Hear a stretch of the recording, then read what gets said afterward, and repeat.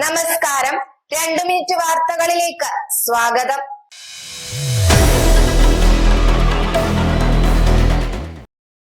ആയിരക്കണക്കിന് കുടിയേറ്റക്കാരെ നാടുകടത്താനുള്ള US president Donald ട്രംപിന്റെ നീക്കത്തിൽ ആശങ്ക പ്രകടിപ്പിച്ച് ഫ്രാൻസിസ് മാർപ്പാപ്പ.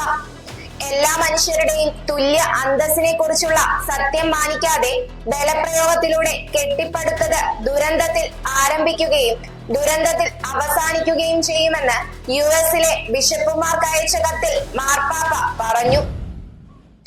അനധികൃത കുടിയേറ്റം കർശനമാക്കി അമേരിക്കയ്ക്ക് പുറമെ UK-യും. രാജ്യത്ത് അനധികൃതമായി ജോലി ചെയ്യുന്നവരെ കണ്ടെത്താൻ വ്യാപക പരിശോധന തുടങ്ങി ബ്രിട്ടൻ.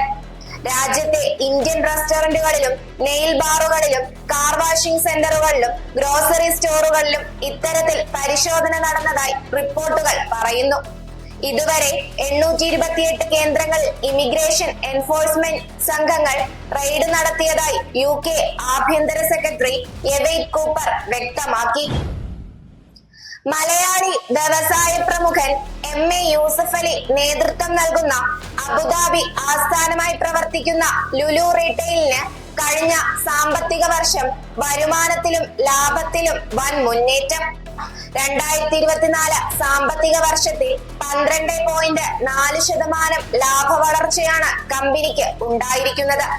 മുൻ വർഷത്തെ $221.7 മില്യൺ നിന്ന് $249.2 മില്യൺ ആയാണ് ലാഭം കുതിച്ചുയർന്നത്. വരുമാനത്തിലും കമ്പനിക്ക് ഗണ്യമായ വർധനയുണ്ടായി എന്നതാണ് ശ്രദ്ധേയമായ കാര്യം. വരുമാനം 4.2% വർദ്ധിച്ച് $762 കോടി അഥവാ 66,500 കോടി രൂപയായി ഉയർന്നു.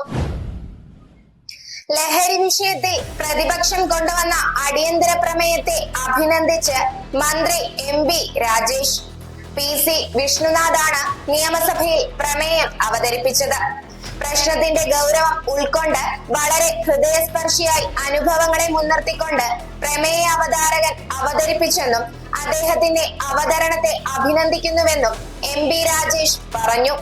പ്രതിപക്ഷം കൊണ്ടുവന്ന അടിയന്തര പ്രമേയത്തിന്റെ രാഷ്ട്രീയ ഉള്ളടക്കത്തോട് യോജിക്കുന്നില്ലെങ്കിലും ഗൗരവമുള്ള സാമൂഹിക വിപത്തിനെ മുന്നോട്ട് വെക്കുന്നത് കൊണ്ടാണ് സഭ ചർച്ചയ്ക്ക് തയ്യാറായതെന്ന് മന്ത്രി രാജേഷ് പറഞ്ഞു. നഗരങ്ങളിലെ പുറമ്പോക്ക് ഭൂമിയിൽ സ്ഥിരമായി താമസിക്കുന്നവർക്ക് പട്ടയം നൽകാൻ തമിഴ്നാട്. മുഖ്യമന്ത്രി MK സ്റ്റാലിന്റെ അധ്യക്ഷതയിൽ കൂടിയ മന്ത്രിസഭാ യോഗത്തിന്റേതാണ് തീരുമാനം. 63 വർഷമായി തുടരുന്ന ഭൂപ്രശ്നത്തിനാണ് ഇതോടെ പരിഹാരമായത്. തർക്കഭൂമിയല്ലാത്ത പുറമ്പോക്കിൽ കഴിയുന്ന 86,000 പേർക്ക് പട്ടയം ലഭിച്ചേക്കും. ചെന്നൈ നഗരത്തിൽ മാത്രം 29,100 പേർ ഈ വിഭാഗത്തിൽപ്പെട്ട സ്ഥലത്ത് താമസിക്കുന്നുണ്ട്. വാർത്തകൾ അവസാനിച്ചു. നന്ദി, നമസ്കാരം.